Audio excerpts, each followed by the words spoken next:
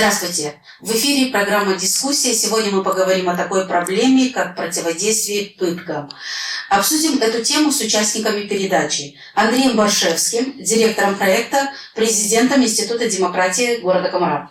Здравствуйте. Здравствуйте. Андреем Аладовым, юристом Комарадского центра юридической, психологической и реабилитационной помощи жертвам пыток. Здравствуйте. Здравствуйте. И Евгением Кыса, психологом Комарадского центра юридической, психологической и реабилитационной помощи жертвам пыток. Здравствуйте. Здравствуйте.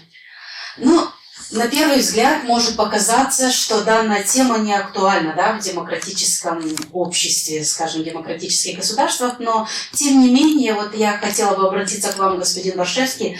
Скажите, по вашему мнению, почему эта проблема актуальна и почему так важно бороться с пытками? Дело в том, что, к сожалению, пытки по-прежнему применяются, несмотря на демократическое общество. Явление пыток в Молдове очень широко распространено. И это получает даже признание государства. Например, Генпрокуратура отметила на необходимость искоренения пыток. В докладе Государственного департамента соблюдения правам человека отмечено, что в тюрьмах и психиатрических учреждениях Молдовы очень широко применяются пытки. Скажите, следует, наверное, отличить от обычной жестокости и насилия, это понятие. Например, какие действия считаются бесчеловечными и унижающими, и их можно применять к пыткам, или где обычно унижение, как различить пытки и унижение, такие понятия? Главное отличие то, что пытки применяют обычно лица, наделенные должностными полномочиями. То есть, например, властью, допустим, сотрудники тюрем могут применять. В то время как, например, вы говорили о насилии, то домашнее насилие это уже, например, может быть между мужем и женой, что к пыткам в данном случае не имеет отношения, это уже другая классификация. То есть в этом основное отличие. То есть кто применяет пытки, потому что достаточно широко освещалось в прессе пару лет назад дела, когда люди просто были фактически из-за действий пенитенциарных учреждений просто погибали. То есть это не секрет, это достаточно широко получило освещение и в прессе, конкретные люди, и это уже существует только в Республике Молдова, фактически с обретением независимости. И это не уменьшается сильно. То есть пытки по-прежнему применяются, к сожалению. Почему так важно бороться с пытками? К чему это может привести? Дело в том, что в нашем 21 веке уже вроде бы не должно применяться пыток. Кажется, что пытки это уходят в средние и в древние века должны. Но, к сожалению, опять же, они по-прежнему широко распространены даже в современном обществе. Несмотря на закрепление в Конституции многочисленных прав и свобод, на запрет нарушения данных прав и свобод. Понятия пытки запрещены не только ведь международными актами, их запрет содержится и в Конституции Республики Молдова.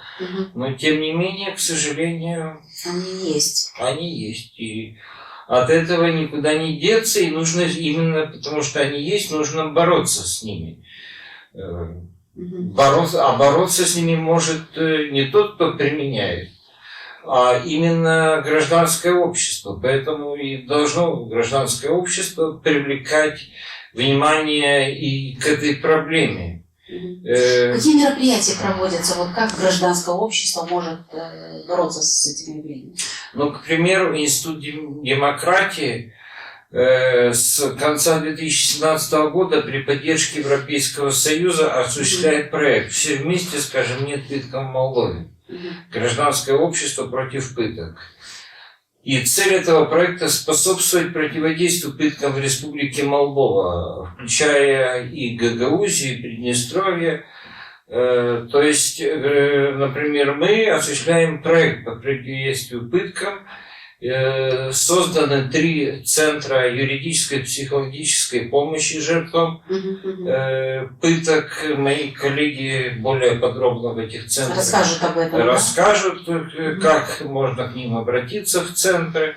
Но мы об этом еще поговорим. Я хочу, чтобы мы разобрались все-таки с этим понятием пытка и унижение и достоинства. Вот хочу, чтобы ваши коллеги, следующие участники наши, тоже свое мнение высказали по этому поводу. Вот, господин Аладов, как вы считаете, вот пытка, да, что считаете вы пыткой и что является действием, унижающее человеческое достоинство? Как разграничить вот эти два понятия? Спасибо за вопрос. Во-первых, наша передача сегодня направлена на простых рядовых граждан, которые будут смотреть данную передачу.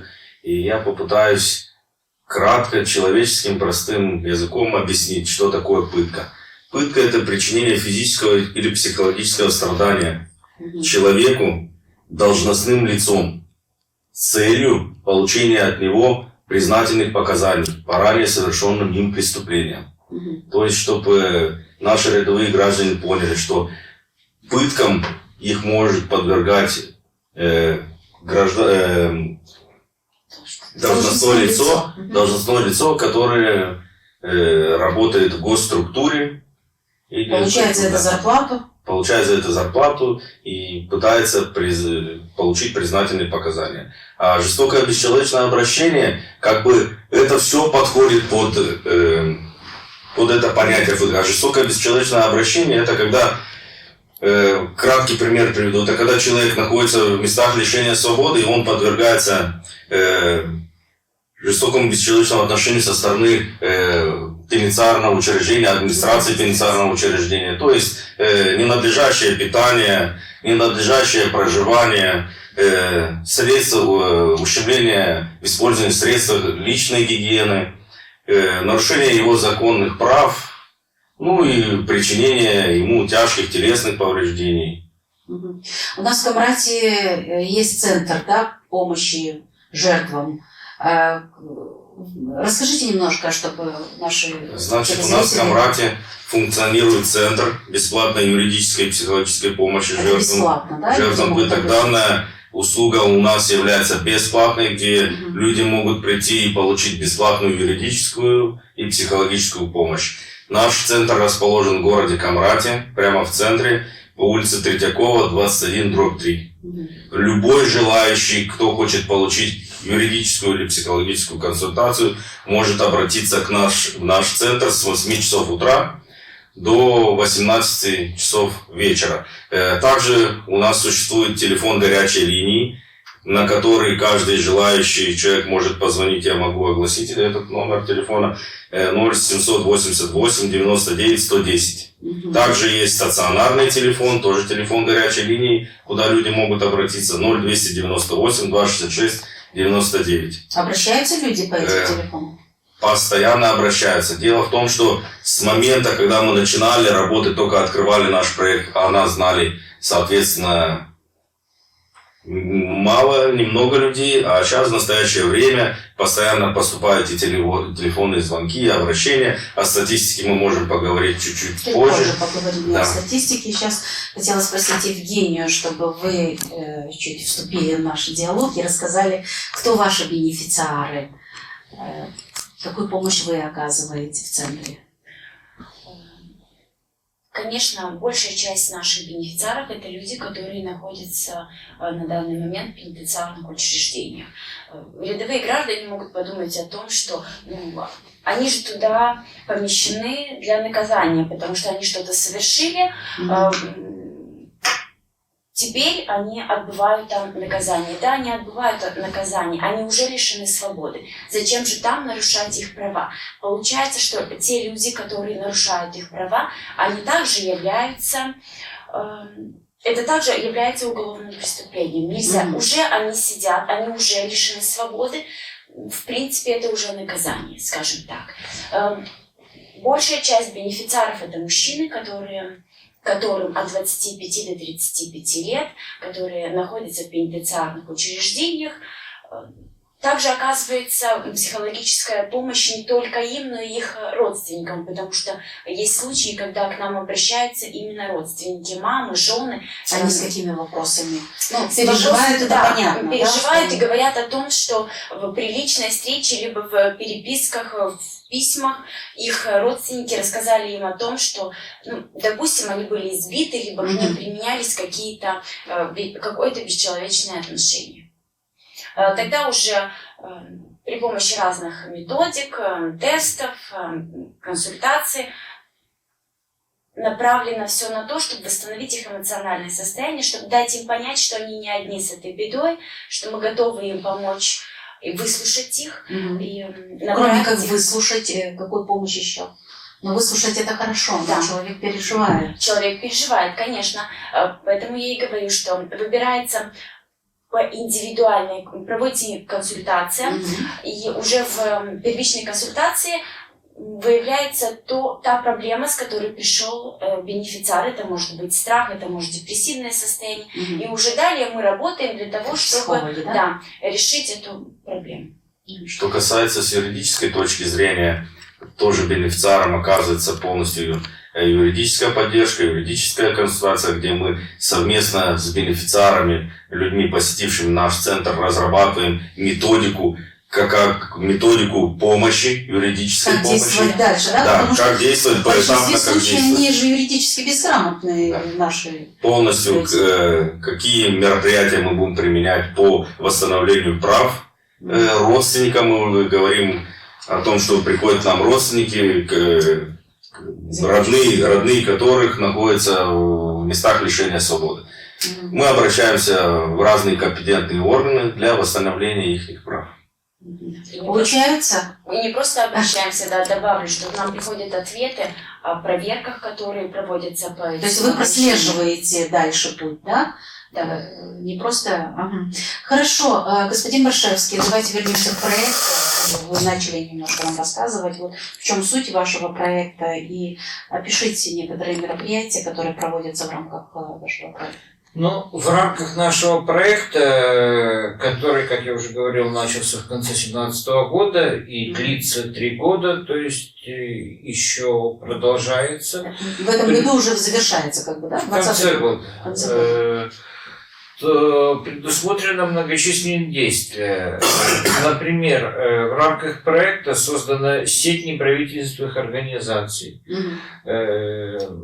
куда входят как НПО из Гагаузии, так и Приднестровского региона, Кишинева, Бельц, то есть очень многих регионов. И эта сеть проходит обучение для того, чтобы в дальнейшем они могли в своих конкретных районах бороться с этим явлением. А вы проводите тренинги, да? Да, обучаете, тренинги и встречи. Встречи, чтобы они могли делиться опытом, обмениваться информацией и, соответственно, семинары для того, чтобы они получили квалифицированные знания. Также в рамках нашего проекта уже открыты 3 центра помощи жертвам пыток. Кроме этих мероприятий... Где эти центры открыты? Один в Камрате, второй в Тирасполе и 3 в Кишиневе. То есть, чтобы жители могли обратиться как с юга Молдовы, в том числе Гагаузии, так и Приднестровского региона, так и с центра и севера Молдовы. Вот. Кроме центров проводятся семинары. Во-первых, предусмотрены около 60 семинаров для сотрудников. Это в год или за 3 года? За 3 года. 60 семинаров для сотрудников тюрем, психиатрических заведений по информированию их об ответственности за применение пыток и то, чтобы показать, что этому явлению не должно быть места в современной действительности. 45 семинаров с будущими сотрудниками, то есть студентами юридических факультетов, потому что мы считаем, что начинать бороться с этим явлением нужно еще в самом начале. Да, то есть когда люди формируются мировоззрение, взгляды, чтобы выработать нетерпимость к этому явлению у молодежи. И также предусмотрены 60 семинаров с заключенными молдавских. Давайте чуть поговорим про молодежь. Как молодежь реагирует, когда вы проводите с ними семинары? Мнение у них какое по этому поводу? Молодежь очень активна, потому что она видит тоже и благодаря прессе, и понимает, что это явление есть место. И хорошие я не замечаю эти вещи. Да, и поэтому они тоже понимают, что с одной стороны это есть, а с другой стороны они отлично понимают, что это не должно быть. И поэтому молодежь очень активно откликается. И важно знать, как с этим бороться, потому что... на это. Да. Мы проводили, например, и в Бельгском госуниверситете, и в Камрадском госуниверситете, и в Кишиневских университетах семинары. И везде молодежь очень активно участвует, активно проявляет интерес. То есть большинство из них понимают, что не должно быть этого явления. И когда им объясняешь и об ответственности, которую они понесут в будущем, когда будут работниками системы за это явление, и о том, что в современном мире никак не должно быть это средневековое явление, то молодежь очень активно проявляет и активно участвует в семинарах. Есть интерес в этом, да? Да. А вот вы сказали, что вы с заключенными тоже проводите эти тренинги. Вот ваше мнение, как они реагируют на... Очень активно. Многие заключенные постоянно звонят нам на телефоны горячих линий после этих семинаров. Вы поддерживаете контакты даже после тренингов, да? Да, конечно, потому что бывают случаи, когда по несколько десятков раз звонят, присылают материалы своих дел. Вот, например, сейчас мы как бы работаем, Кишиневский наш центр работает с одним из заключенных из города Сороки. Он предоставил материалы своих дел, потому что он обращался в суд в связи с применением пыток в течение уже многих лет. И, кстати сказать, выиграл в первой инстанции несколько дел против государства, и ему присудили денежную компенсацию.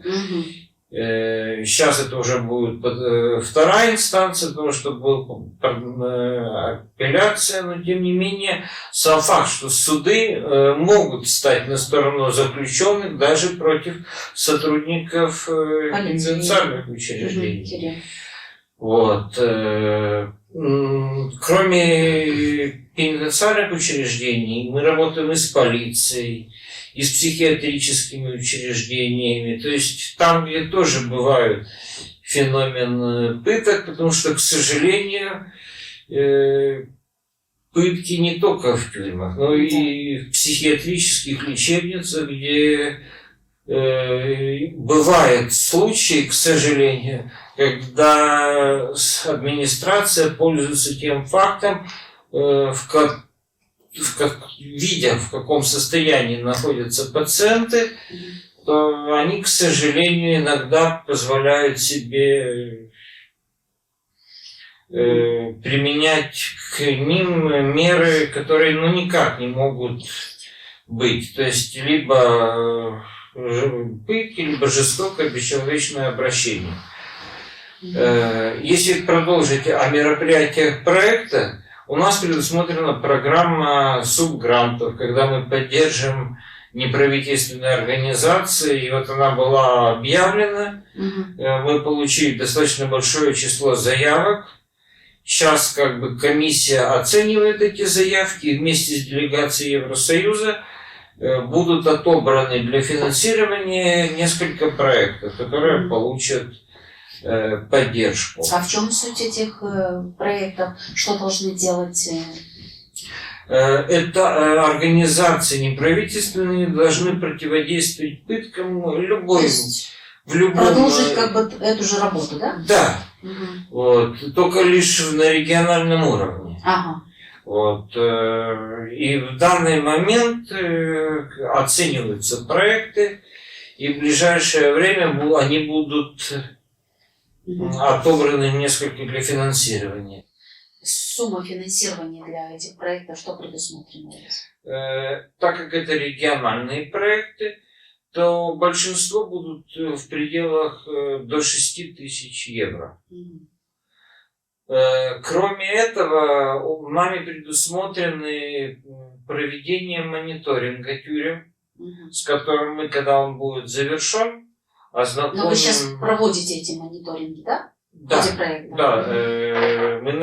Проекты еще, субгранты еще не начались, а мониторинг на стадии начала, Мгм. и где-то ближе к концу года мы объявим результаты мониторинга, то есть расскажем конкретно, где применяются пытки, какие чаще всего применяются. Есть ли пытки. какие-то изменения вообще? Потому что об этом Да, говорим уже не первый год. потому что для того, чтобы бороться с каким-либо явлением, нужно понимать его. И здесь мониторинг как раз и нужен для этого, чтобы и мы, и население, и гражданское общество, и международные организации, и власти Мгм. понимали, что такое, и самое главное, где применяются пытки и жестокое бесчеловечное обращение. Да? Да.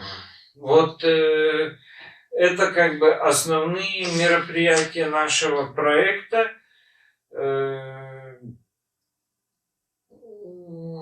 Но мы вернемся еще к и мероприятиям, и к проекту. Я хочу спросить Аладова, господина Аладова, вот какие результаты у вас достигнуты в вашем центре вот, по ходу работы? Говоря о результатах, за время работы над данным проектом к нам в 2018 году обратилось более 200 человек с различными вопросами в области оказания им юридической и психологической помощи пыткам, а в 2019 нам обратилось более 300 человек, что говорит о том, что о нашем центре узнают все чаще, все больше граждан, все Люди больше граждан обращаются. хотят восстановить и защитить свои права. Если говорить о делах, которые имели продолжение, Мгм. в 2018 году у нас 10 дел, а в 2019 у нас 23 дела, что говорит о уровне доверия со стороны граждан к нашей организации, как Мгм. для получения юридической и психологической помощи гражданам. Есть какие-то примеры конкретные, чтобы вы нам О приводили? примерах я вам скажу, что в рамках данного проекта возбуждено уголовное дело, не буду говорить, это не в Гагаузии, Фамилии не называйте. возбуждено уголовное дело на высокопоставленного чиновника, который применял в отношении бенефициара пытки. Он был осужден и отбывает Мгм. Наказание, да? наказание. Да. Мгм. Еще какие? Также имеется много дел у нас с пенитенциарных учреждений, где в каком-либо пенитенциарном учреждении ущемлялись права, применялись жестокое бесчеловечное обращение к гражданам. Из одного пенитенциарного учреждения переведены данные лица в другое. Там, где в отношении бенефициаров применялись, нарушались права бенефициаров, проводилась проверка, пришли ответы по данной проверке, наказаны ответственные за нарушение прав граждан, будут привлекаться к уголовной ответственности. Но мы все знаем, что данного рода преступление является специфическим и трудно доказать, так что я думаю, что результаты будут, ведется расследование и проверка данных обращений. А вот обращаются, как вот возбуждается уголовное дело? Люди к вам обращаются за помощью. Дальше что происходит? Вот. Люди к нам обращаются за помощью. Мы совместно с бенефициаром подготавливаем все нужные документы, начиная от жалобы, объяснения и обращения в инстанцию для проведения проверки по данному факту. То бишь это нарушение, то ли это пытки, то ли жестокое бесчеловечное обращение. Дальше уже саму квалификацию преступления выполняют органы. Органы, ответственные за данные. Можно немножко дополнить, чтобы наши зрители понимали, что те люди, которые обращаются к нам в центр, только часть из них точно квалифицируется как пытки. Как мы с вами говорили, очень многие приходят и говорят: мне нужна юридическая помощь или помощь психолога, меня избивает муж, или меня из дома выгоняет жена. Сейчас, чтобы мы не говорили о дискриминации мужчина-женщина. И как только первичная консультация помогает понять, это пытки или это какой-то другой вид насилия, потому что люди это на самом деле путают. Да. И поэтому посещают много людей, но только часть из них квалифицируется как пытки и имеет дальнейшее продолжение. Если говорить о том, откуда мы узнаем о этих бенефициарах и как они узнают о нас. Конечно, как сказал Андрей Петрович, проводятся ознакомительные встречи и лекции в пенитенциарных учреждениях, откуда потом уже приходят к нам письма, либо люди узнают о нас в соцсетях, потому что можно узнать о том, где можно получить бесплатную юридическую психологическую помощь. Но не только о нас узнают в соцсетях, но и мы узнаем о том, что люди подверглись жестокому бесчеловечному отношению из соцсетей. Допустим, я сейчас говорю о деле, когда граждане Республики Молдова, в том числе и Гагаузии, были арестованы в Болгарии. Да, и люди абсолютно невиновные в том, что произошло какое-то преступление на территории, не какое-то преступление на территории Турции, но люди были оправданы. При этом находились все это время, это практически 2 месяца, в очень бесчеловечных условиях, скажем так. Сначала в наш центр мы узнали о них, обзвонили их родственников, пришли родственники, мы оказали им юридическую психологическую помощь. Потом, когда граждане приехали уже в нашу страну, также пришли в наш центр, и им также была оказана юридическая психологическая помощь. Если говорить о этих делах, то юрист помог правильно оформить все заявления и обращения во все инстанции, куда только можно было, но, к большому сожалению, ответов пока ниоткуда нет. Люди не просто находились... Люди обратились, да? Конечно, люди не просто находились в нечеловеческих условиях, они были депортированы из стран, в которых не нарушали никаких законов. Вот именно это людей, наверное, больше всего задевает, что нас оправдали, а после все равно депортировали. Мы были там ни при чем. Есть бенефициары, у которых остались дома семьи, дети. Это неправильно. Неправильно сама та ситуация, в которой они оказались. Плюс то, что так долго рассматривается дела о том, что был снят запрет на въезд в эти страны. Безосновательно депортированы люди. Вообще не понимают, за что они были арестованы, за что они депортированы. Никаких объяснений, никаких ответов не получено по сей день. И они так и остались дома, да? Они не имеют права? Да, конечно, они не имеют права выехать в Болгарию и в Турцию. При этом даны запросы во все инстанции, ответов пока нет. Ждем.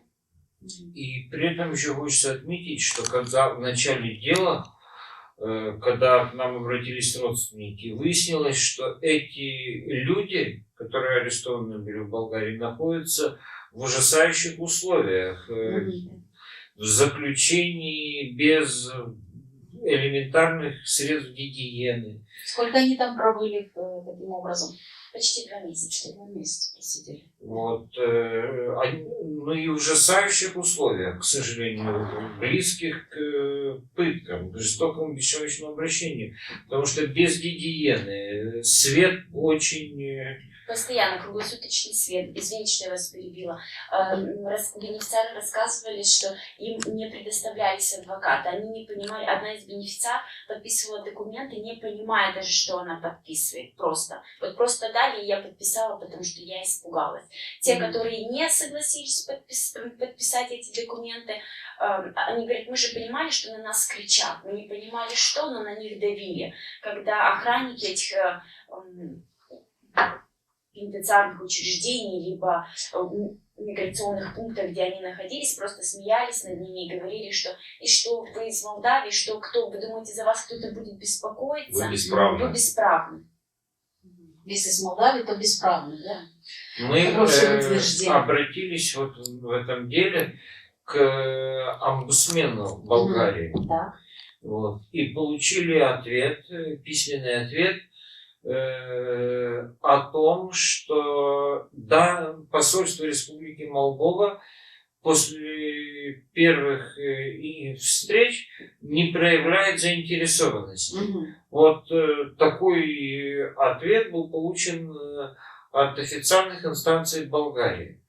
Мы спросили, почему, но там сказали, мы не знаем, почему ваше посольство проявляет такую безразличие к этим делам. Но сам факт остается фактом, что даже болгары удивлялись безинициативности молдавского дипломатического представительства в Болгарии. Хорошо, вот вы сейчас рассказали пример, когда вы находите бенефициаров. А вот если бенефициары хотят к вам обратиться, есть какая-то процедура? Вот как люди должны проходить эту процедуру? Никак. Человек просто приходит, мы его выслушиваем. Если это не наша специализация, то мы его переадресовываем, стараемся помочь и перенаправить именно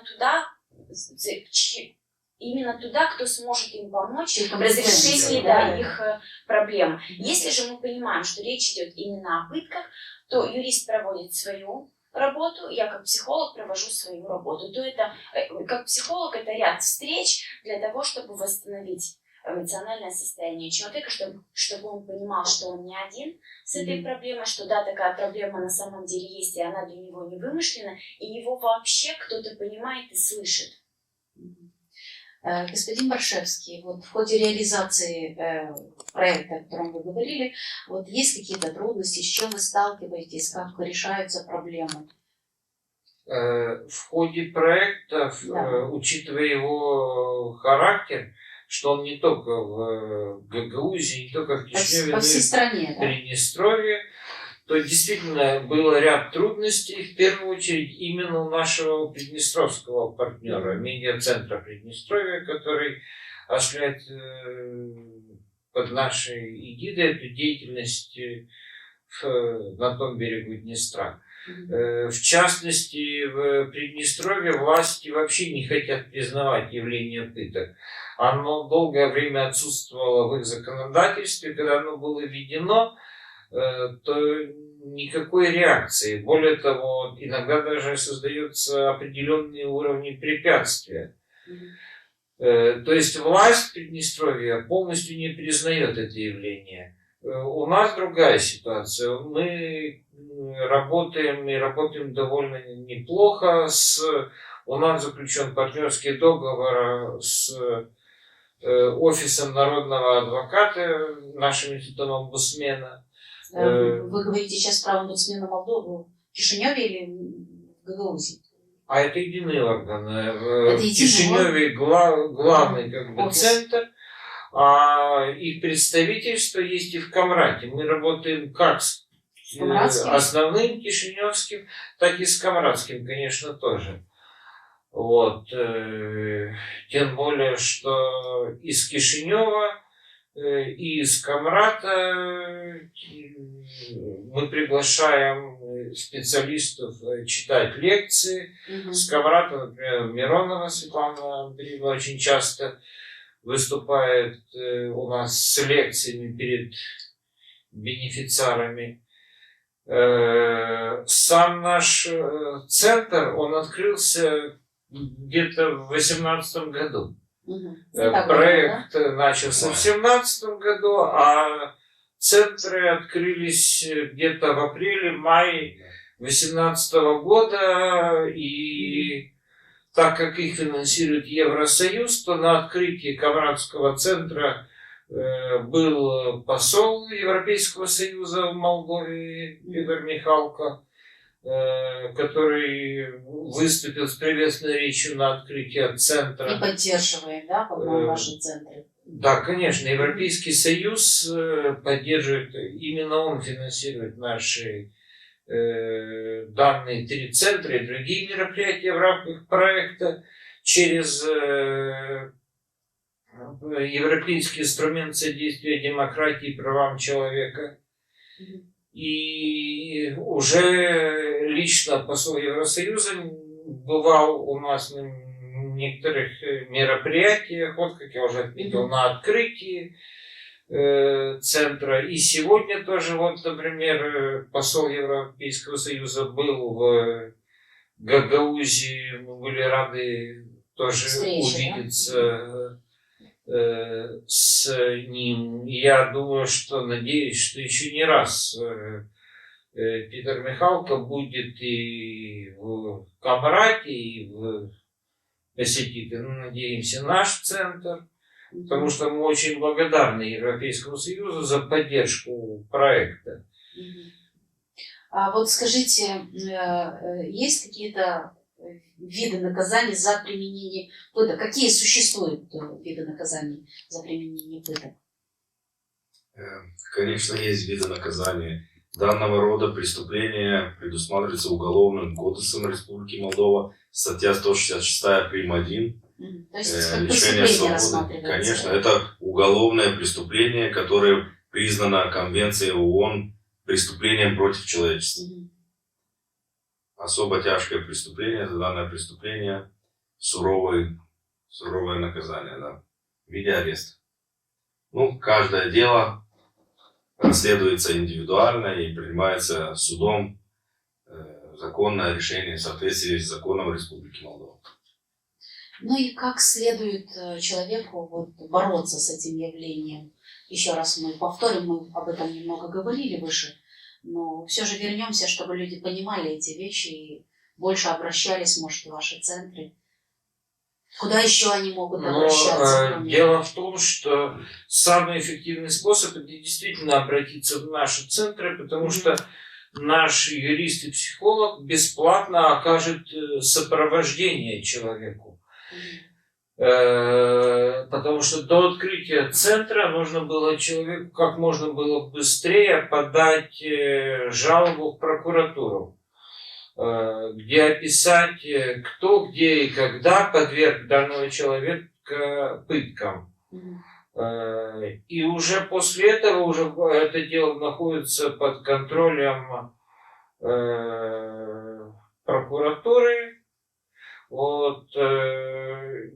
И если лишь после обращения жалобы человеку его будет оно отклонено, то должно быть вынесено мотивированное постановление об отказе в начале уголовного дела, и человек вправе обжаловать вышестоящую прокуратуру данное решение.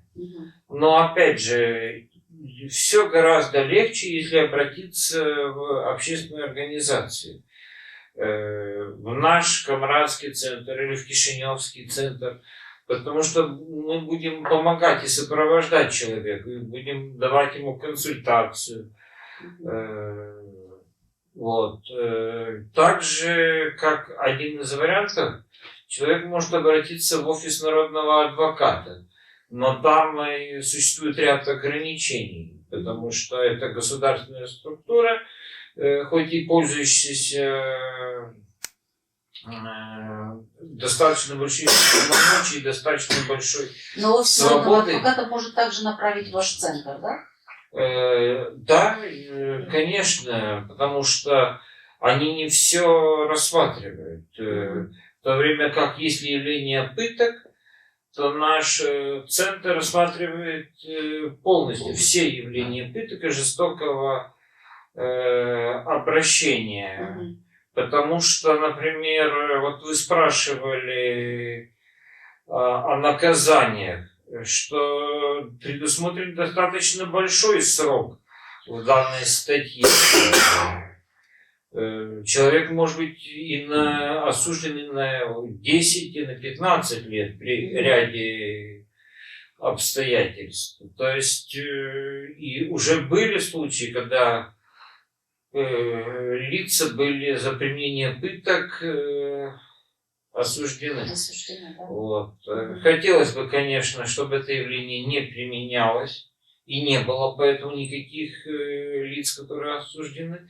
Но так как явление есть, то, конечно, нужно с ним бороться. И Уголовный кодекс, а также конвенции ООН дают возможность это. Я более того скажу, что в Республике Молдова, помимо тех мер, и тех механизмов, о которых мы говорили, существует еще один способ борьбы с явлением пыток. Дело в том, что помимо всеобщей декларации, помимо специальной конвенции ООН, существует еще Европейская конвенция о правах человека. И там тоже существует запрет. Были у вас такие примеры, когда вы направляли людей, помогали им направлять в эти организации? Да, конечно. Мы, например, помогали нескольким лицам составить обращение в Европейский суд по правам человека. Вот. Данные дела Европейский суд достаточно долго рассматривает, поэтому еще решений нет. Но сам факт, кроме того, в ближайшее время мы сейчас вот готовим одно из действий, пособие, практические шаги по обращению в Европейский суд по правам человека, где очень доступным языком будет описано, как человек сам, потому что не все могут позволить оплачивать адвоката, к сожалению, может обратиться в Европейский суд, включая и образцы заявлений, и как его заполнять, и где их можно скачать. То есть это пособие выйдет в ближайшее время. В ближайшее время это когда? В течение месяца-полтора. Да. И мы как бы будем его распространять среди неправительственных организаций, в тюрьмах, в библиотеках. То есть у нас еще и такие мероприятия предусмотрены, потому что решение Европейского суда по правам человека обязательно для Республики Молдова. И очень много случаев были за последние годы, когда Республика Молдова была осуждена именно за жестокое бесчеловечное обращение или за применение пыток по отношению к лицу. Ну и в итоге нашей беседы, дискуссии, вот ваши пожелания нашим телезрителям. Евгения, давайте с вас начнем. Что бы вы хотели пожелать нашим телезрителям? Конечно, я бы хотела пожелать, чтобы они не сталкивались с таким понятием, как пытки, как бесчеловечные отношения. Но если вдруг так сложилось, что вы столкнулись с непониманием, с жестоким отношением в свой адрес, приходите, мы будем рады помочь тем, что мы сможем. Мы всегда рады, наши двери нашего центра всегда открыты. Андрей. Я хочу пожелать всем гражданам, чтобы они побольше говорили о своих проблемах, о нарушении их прав, и чтобы приходили к нам в центр, где им будет оказана юридическая, психологическая помощь, выслушаны и приняты дальнейшие действия по восстановлению их прав. Спасибо большое.